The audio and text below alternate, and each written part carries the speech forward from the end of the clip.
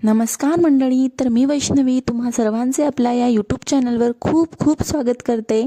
तर कसे आहात सर्वजण? सर्वांना सर्वप्रथम श्री स्वामी समर्थ. तर आज दीप अमावस्या, आषाढ महिन्याच्या अमावस्येला दीप अमावस्या किंवा दिव्यांची अमावस्या असेही म्हणतात.